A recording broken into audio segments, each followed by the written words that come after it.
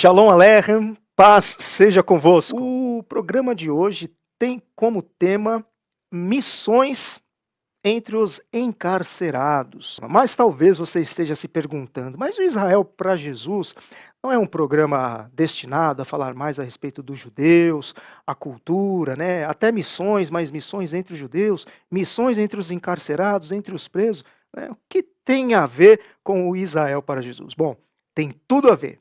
Primeiro que, como falei, né, é um programa missionário e porque nós vamos entrevistar hoje, né, alguém muito especial que fez por muitos anos este trabalho de missões entre os presos, né, entre os encarcerados, e é uma judia, é a Yael Feuerstein.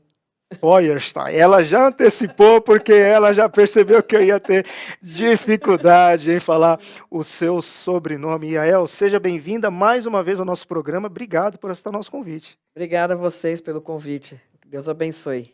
Olha, para quem não conhece a Yael, eu já vou apresentá-la aqui para vocês. Ela é casada com o pastor Marcos há 26 anos, né? É mãe da Sara, 13 anos, né? Ela também tem a sua formação em educação cristã e é membro da Igreja Batista Regular Parque Casa de Pedra. E se você quiser conhecer um pouco mais a respeito da Yael, a Yael deu o seu testemunho aqui no nosso programa. Só você voltar lá no programa passado e você pode conferir, né, a sua história de vida, né, o seu testemunho, né, de conversão está imperdível. Convido você a assistir este programa também, ok? Yael, então vamos lá. Como que você conheceu esse trabalho? Como é que você iniciou esse trabalho entre os presidiários? Porque foi com o irmão Paulo Vandoros, ele era, né, também falecido agora, ele era da Igreja Batista Betel em Santana. Batista Betel lá em Santana. E o pai dele foi amigo do meu pai lá na Romênia. Quando eles vieram para o Brasil, se reencontraram. Ele era mais novo que meu pai, mas se reencontraram. Meu pai já havia aceitado a Yeshua e se reencontrou com o irmão Paulo. E o irmão Paulo tinha aceitado a Jesus fazia pouco tempo. Judeu também? Não, ele não era judeu, ele é grego. Era grego, sim. né? Nasceu na Grécia mesmo, né? Paulo Vandoros. Aí ele se reencontraram e nossa família se fez amizade. Ele tem 5 filhos, né? E nos juntamos novamente. E o irmão Paulo ele tinha uma sede muito grande de falar do evangelho, sempre também, como meu pai. E aí ele começou, na Batista Betel, ele começou a ter uma vontade de falar entre os presos. E ele, no extinto Carandiru, ele foi, então, ele fez estudou e foi missionário da Junta de Missões Nacionais, e eu me interessei por aquilo, né? E quando eu tinha 17 anos, eu comecei a trabalhar com ele. E eu ia fazer 18, porque logo em seguida eu não pude ir, porque eu era menor. Mas aí logo depois eu fiz aniversário, fiz 18 anos, e então eu comecei a trabalhar com ele, e aí nós íamos no extinto Carandiru toda terça e quinta. E tinha os pavilhões certos para nós irmos, né? E ele começou primeiro devagar, porque não pode, né? Ele teve que passar por um processo bem grande. E ele começou primeiro distribuindo Bíblias. Ele ia lá, entrava uns 10 minutos, distribuía Bíblias com o carimbo da Igreja Batista Betel. E ele começou a conquistar a confiança das pessoas, até mesmo da rede pública, né? Dos policiais, né, porque ele fazia um trabalho excelente mesmo, e muitas pessoas viram que era uma coisa genuína. Sim. Então ele começou com um pavilhão, depois ele foi aberto, aí ele começou, só não entrava no 9, porque o 9 era proibido, que era o de alta periculosidade, né? Mas tinha o pavilhão 7, que era também de perigosos, que nós entrávamos uma vez por mês. E aí nós começamos a fazer o trabalho. Então toda terça e quinta nós íamos. E aí a Igreja Batista Betel foi tão bem acolhido isso, que conseguimos fazer uma congregação lá dentro. Então, de duas celas, a Igreja Batista Betel construiu lá, né, abriu um espaço, tinha cadeiras, tinha, né, as coisas, e nós íamos lá, ministrávamos o culto, E aqueles que não eram tão perigosos, eles tinham liberdade e chegavam. E agora uma coisa muito interessante é o amor que ele tinha mesmo. Era muito, né, eficiente, assim, numa coisa que, pelo amor de Jesus, então as pessoas realmente gostavam, iam para ouvir o evangelho. E aí, quando eu fiz 18 anos, eu quis participar. Aí eu fiz uns testes, também consegui entrar para a Junta de Missões Nacionais através do irmão Paulo, e fui missionária com ele 3 anos, lá, trabalhando dentro do Carandiru. E nós íamos toda terça e quinta falar do Evangelho, e uma vez por mês era permitido ir no pavilhão 9, mas assim, uma coisa que me chocou muito e eu saí de lá assim quebrantada, porque uma curiosidade que eu vou contar, talvez não seja muito bonito o que eu vou falar, eu morava na Zona Norte, e o metrô da Zona Norte, ele passa por cima, né? E dava para ver o Carandiru tudo, né? Aí eu falava assim, devia pegar e jogar uma bomba aí e explodir tudo. Falta de amor. Sim. Falta de amor cristão. Quando eu conheci o irmão Paulo, conheci não, que a gente começou a fazer esse trabalho, ele falava assim, eu falei, mas irmão Paulo, para quê? Ele falou, todo mundo precisa do amor de Jesus. E se nós não formos lá falar, como que eles vão saber? E nós estamos indo lá, porque tinha muitas igrejas que vão, mas ele falava, nós estamos levando o amor verdadeiro, a Bíblia, a verdade. Aí aquilo foi mexendo comigo. E aí eu ia, né? Aí a primeira ida com ele foi justamente no pavilhão 9. Foi que Deus quis mesmo me quebrantar. Porque o que acontece? O pavilhão 9, eles são encarcerados 24 horas dentro da cela. Eles não saem. Tem banho de sol, aquela coisa nada, toda, nada. externa. É o tempo todo dentro da cela. E foi a minha primeira ida foi no pavilhão 9. Primeiro foi... Então era assim, nós entrávamos, as celas são fechada uma chapa, né, de ferro, só tem uma janelinha, que ali o carcereiro abaixa, dá a comida, e o resto ele fica lá dentro. Nesse dia, era o único dia que eles saíam, mas não saíam no pátio. Tinha a grade e as celas. Eles saíam nas celas, naquele quadrado, e a grade aqui. Os carcereiros ficavam para fora da grade e nós junto com eles ali. Então, se eles quisessem fazer uma rebelião, pegar como refém, assim, tranquilo. Era a coisa mais fácil que tinha. E aquele dia, eu fico arrepiada só de contar, porque como Deus usou para quebrantar meu coração. Eu ouvi aquilo, e aquilo me deu um choque tão grande, como que um ser humano, eu sei que eles fizeram coisas terríveis, mas um ser humano viver 24 horas dentro de um quadrado, fazer as suas necessidades, a comida, tudo lá dentro, lavar roupa, fazer tudo. Eles não têm, única vez, era uma vez por mês que eles saíam ali no corredor só. E eu tremia de medo. Mas o irmão Paulo não. O amor dele era tão grande que ele não via nada disso. Aí nós cantávamos, pregávamos o evangelho, ele fazia a pregação, né? E também a gente tinha um caderno que eles anotavam o nome deles e pediam oração do que eles queriam.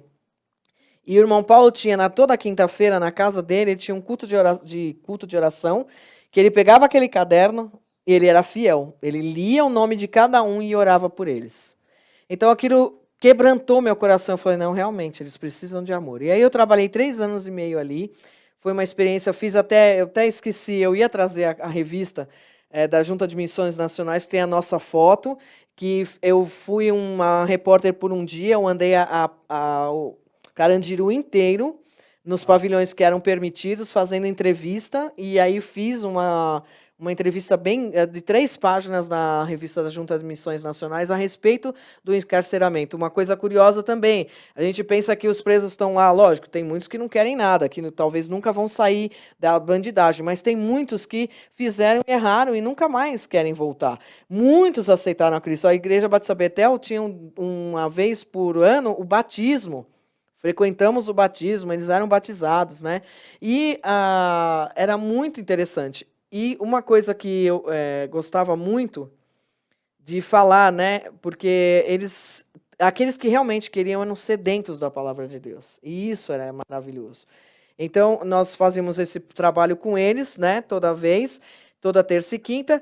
E o irmão Paulo distribuía. Aí teve uma coisa curiosa que nessa reportagem, nós fomos tirar fotos do lado de fora e não avisaram para os carcereiros que nós estávamos tirando foto, e é proibido. E eles saíram de lá correndo e vieram para cima da gente, tiraram a máquina, tudo.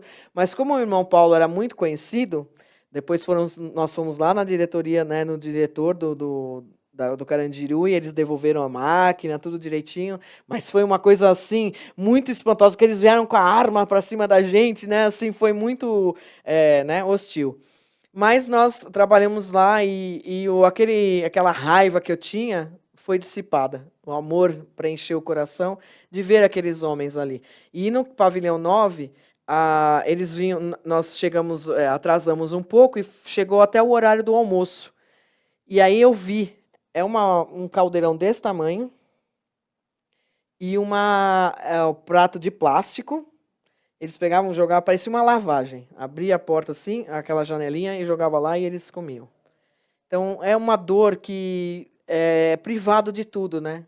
Eu sei que eles estão errados, mas é uma coisa difícil de conviver.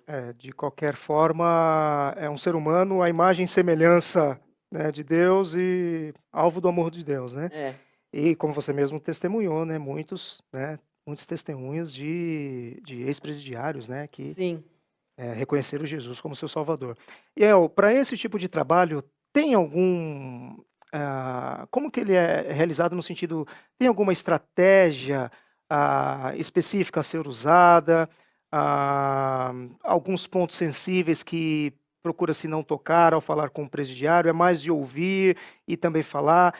Tem essa interação com eles? Como que... Tem que ter muito cuidado, porque na época também, eles usavam uma calça bege, né? Nós não podíamos ir de bege, justamente para ser distinguido deles, né? E principalmente as mulheres, nós éramos em 3, junto com o irmão Paulo, nós não podíamos ter muito contato, porque, infelizmente, às vezes eles confundiam, né? E não podíamos dar endereço. Sim. Nós pegávamos os pedidos, tudo, mas não conversávamos nada da nossa vida. Porque, infelizmente, o irmão Paulo, felizmente, ele conseguiu, no pavilhão 2, ele conseguiu 2 andares só para os crentes.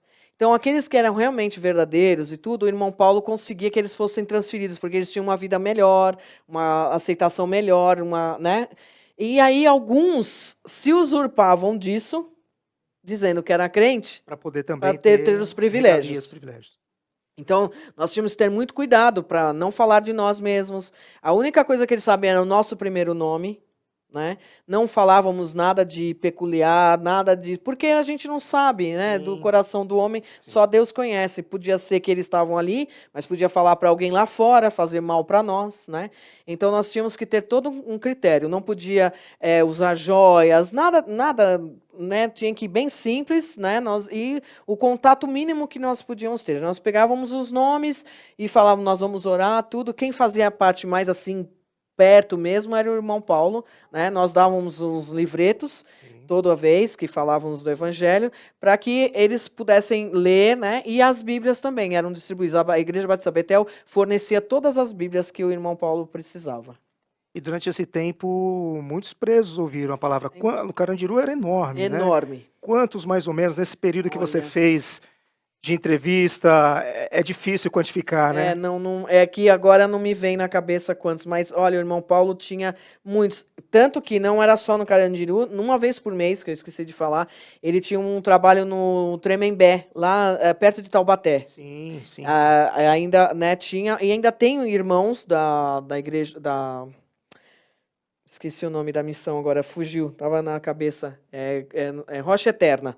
Eles ainda fazem os trabalhos com os presos, que né? lá está ativo, né? Está ativo, exatamente. E uma coisa que eu gostaria muito de falar é que o trabalho foi tão bem feito que tem um rapaz, depois o meu esposo e eu, nós trabalhamos lá com o irmão Paulo, na Ilha do Bororé, não sei se você conhece, lá na Zona Sul, na represa... Não sei se é Guarapiranga, eu também confundo as duas. Acho que é Guarapiranga. Lá na Zona Sul. No extremo da Sul, lá para Parelheiros. Isso, lá no extremo sul. Aí você tinha que atravessar a balsa. É um testemunho maravilhoso de um rapaz que aceitou Jesus com o irmão Paulo, num desses. Ele estava preso no Carandiru. Ele era o pior bandido da Ilha do Bororé. Ele aceitou Jesus com o irmão Paulo lá dentro do Carandiru. E por causa do testemunho dele de conversão, de mudança de vida, a família dele toda aceitou Jesus. Olha só. E através desse testemunho, eles abriram lá na Ilha do Bororé, eles moravam em cima, e na garagem eles abriram uma congregação. Então, todo domingo de manhã, meu esposo, eu e o irmão Paulo e o pastor Arnaldo, que era um outro pastor, íamos lá fazer o trabalho com as crianças. Eu cuidava das crianças, meu esposo cuidava dos adultos na escola dominical, e o irmão Paulo e o pastor Arnaldo faziam a pregação, todo domingo de manhã. Fruto do trabalho entre os presos. realizado entre os presos. A família toda dele aceitou Jesus. Foi uma bênção de saber disso, porque ele era tão perigoso lá na Ilha do Bororé que a transformação da vida dele foi tão grande, que a família toda veio aceitar Jesus. Foi Muito bem. E nós tínhamos também um trabalho através da rádio, né? Tô falando de rádio. Toda quinta-feira lá na Avenida Paulista tinha uma rádio que falava para os presos. Então eu ia com o irmão Paulo. Como, né, eu trabalhava com ele, nós íamos toda quinta-feira à tarde falar para os presos na rádio. Ele pregava, eu cantava e nós líamos as cartas, né, que muitos queriam que a família soubesse. Nós líamos cartas que chegavam e tudo ali naquele trabalho. E aí os presos que tinham acesso, né, no rádio podiam ouvir. Poderiam ouvir. Então, exatamente. O ministério era tanto presencial como também à distância, né? Isso. Por meio do rádio, da comunicação. Como é que funciona essa relação do Estado, né, que cuida, né, de todo o sistema encarcerário, com a igreja e ministérios, como a Junta de Missões Nacionais e tantos outros que fazem esse trabalho? Né? Porque eu costumo dizer, né, nós não podemos esperar de nenhuma outra religião, de nenhum outro segmento, nem do governo. Nós não podemos esperar que a melhor mensagem que a pessoa possa receber a respeito de Jesus seja dada por eles. Essa é a responsabilidade nossa. Na face da terra, o único povo, né, a Igreja do Senhor Jesus, né, que tem essa mensagem, que é a principal mensagem que todo ser humano deve ouvir. Então, esse é um papel de transformação espiritual que o Estado, o governo, não pode dar. Né? E é justamente trabalhos como esse que as pessoas são alcançadas e transformadas pela palavra. Como é que funciona essa questão? E esses ministérios são bem recebidos? Tem que ter todo um trabalho, não pode ser de qualquer forma, tem toda uma preparação. Como que funciona então, essa parceria, vamos dizer assim? Primeiro tem que você tem que mandar todos os seus documentos. Eles vão ver se você não tem ficha criminal, nada, não pode constar absolutamente nada, porque eles não permitem, né, que você tenha nada devendo no Estado, nada, né, para a lei. E aí aí passa por um processo, pelo menos de uns 3, 4 meses, até eles permitirem que você possa entrar. Aí você entra uma vez, aí vai sendo permitido quantas vezes você quer trabalhar, né, lá dentro do... E eles gostam porque isso faz com que os presos tenham um pouco de... Eles ficam mais sossegados, mais tranquilos, então eles gostam que tenha esse trabalho. E, como eu ia falar antes, o trabalho do preso, eles não ficam ali... aqueles que querem realmente sair e se modificar, eles não ficam inúteis ali. Tem um trabalho muito interessante que eles fazem bola, fazem brinquedos. Lá dentro, fazem guarda-chuva. Toda essa reportagem, eu esqueci de trazer a revista, seria bom. Falou a respeito disso. Eles fazem, e 1 dia de trabalho, 3 dias de trabalho, redução de 1 dia de pena. Nossa. Mas tem muitos que ficam ansiosos, não querem saber. Sim. Mas tem muitos que trabalham, porque querem sair dali. Então, isso é muito produtivo. Então, o governo gosta, porque é a hora que tem o culto, eles estão tranquilos, né? Não estão fazendo nada de errado lá dentro mesmo. E isso é muito bom. Tanto que o governo gosta, e foi uma coisa muito boa também com relação a missões lá dentro, que lembra quando teve que mataram 101 presos lá dentro? Sim. Nós estávamos lá. Massacre, né? Nós estávamos lá. Aí um preso, que sabia que ia ter a rebelião, falou para o irmão Paulo, saia com a sua turma, porque vai ter uma rebelião. Eles não iam participar, que era gente crente, mas estavam sabendo. Sim. O senhor sai agora, porque vai ter uma rebelião, se vocês estiverem aqui, vocês vão ser reféns.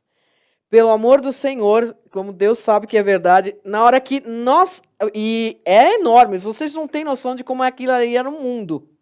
Era muito difícil. Até chegar no portão da frente, Sim. a gente andava muito. E por Deus, nós conseguimos, na hora que nós saímos do Era no portão. mesmo dia, não No é que mesmo ia dia. Não, acontecer, no já dia. ia. Nós estávamos lá dentro, no dia da rebelião. E pelo amor que os presos tinham pelo irmão Paulo, eles Sim, avisaram sim. a gente. Na hora que o portão fechou, nós atravessamos a avenida, que é na Avenida Cruzeiro do Sul ali. Certo. Nós atravessamos para o outro lado, a polícia de choque chegou. Pra você ter uma ideia como que Deus nos livrou e que o amor que os presos realmente convertidos tinham pelo irmão Paulo e por Jesus, que nos avisaram, senão nós estaríamos lá dentro junto com toda aquela confusão. E depois vocês só tiveram realmente acompanhando as notícias de tudo o que aconteceu. E o irmão Paulo ficou muito triste, porque tinha muitos que faleceram, que tinham já o contato com ele e tudo. Mas o Estado, quando nós estávamos lá dentro, eles gostavam muito, eles nunca barraram a gente com nada. Tanto que nós tínhamos livre acesso, não sei se, lógico, vocês devem saber, quando alguém vai entrar tem que ser revistado. Nós não éramos revistados, de tanta confiança que o irmão Paulo criou ali dentro.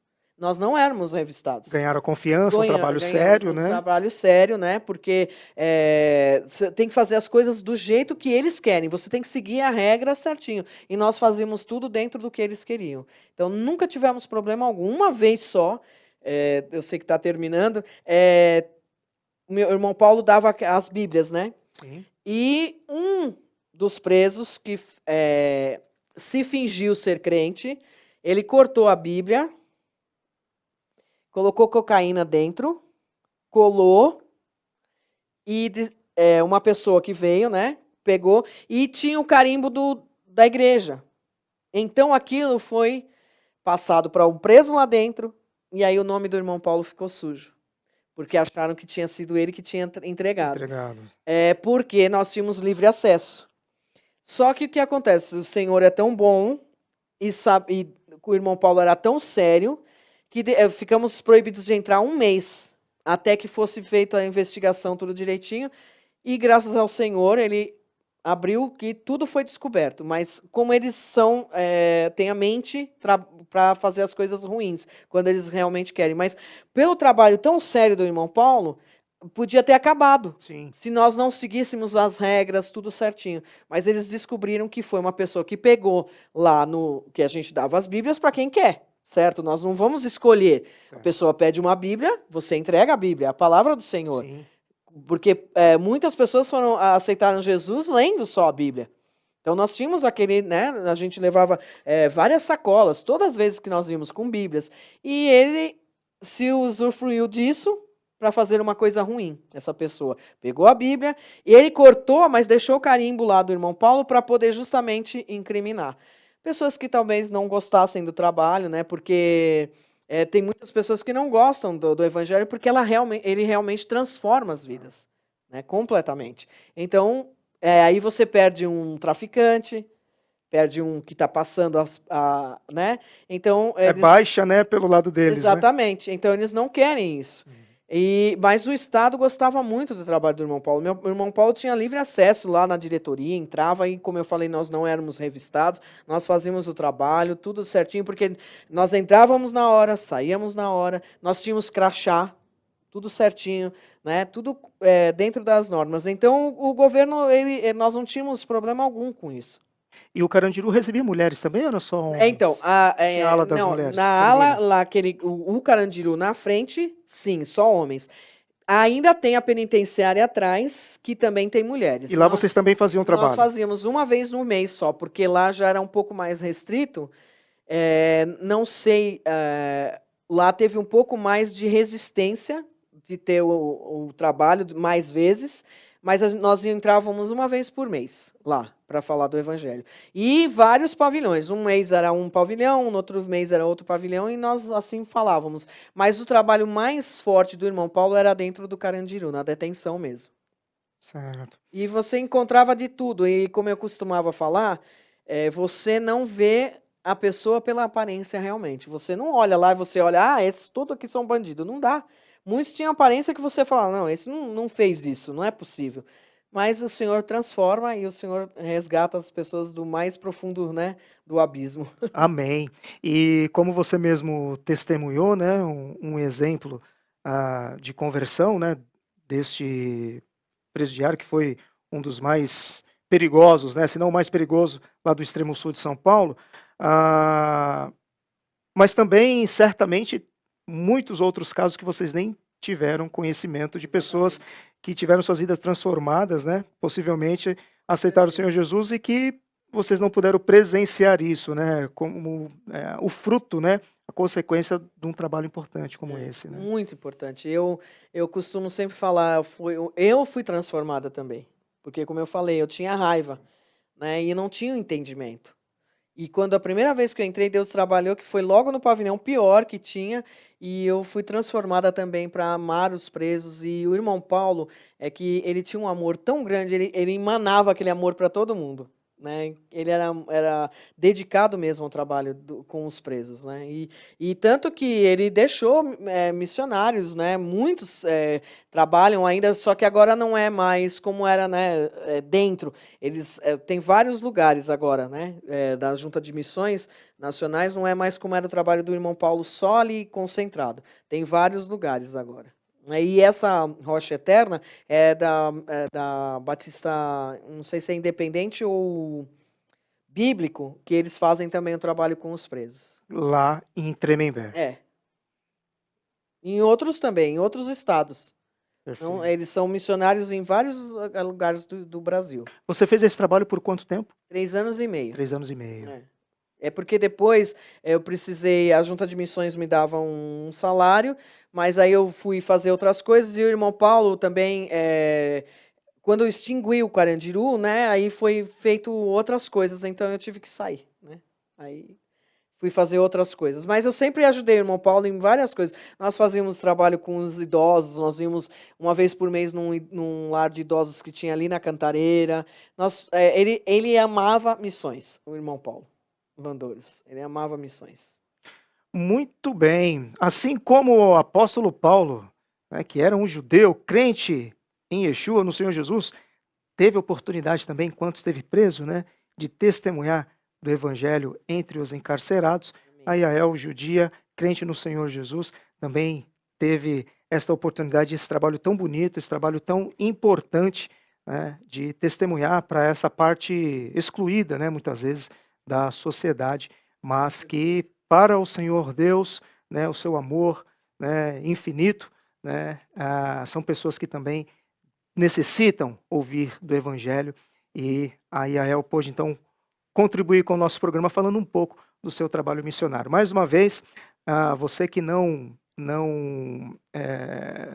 conhece, né, ou conheceu a Yael, no programa anterior nós gravamos aqui um testemunho de vida, né?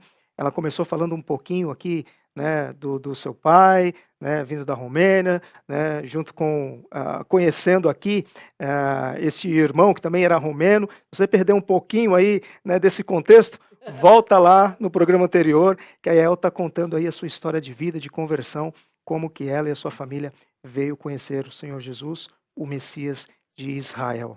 Yael, obrigado mais uma vez. Olha, eu vou elaborar aí um outro tema para a gente marcar aí mais para frente aí um outro programa, para a gente ter esse bate-papo aqui e a gente poder aprender e conhecer um pouquinho mais pela sua vida. Que eu queria ter lido um versículo, mas na correria acabei esquecendo. Mas eu gosto muito do versículo de Romanos 8, 28, né, que 32 fala que ninguém pode nos separar do amor de Deus que está em Cristo Jesus, nosso Senhor. Amém. Nada. Amém. Absolutamente nada, né, Yael? Que bom. Fique então com esse trecho da palavra de Deus. Estamos nos despedindo de mais um programa. Obrigado por estar conosco aqui, né, acompanhando até o final. Que o Senhor Jesus abençoe. Shalom Aleichem e até o nosso próximo programa.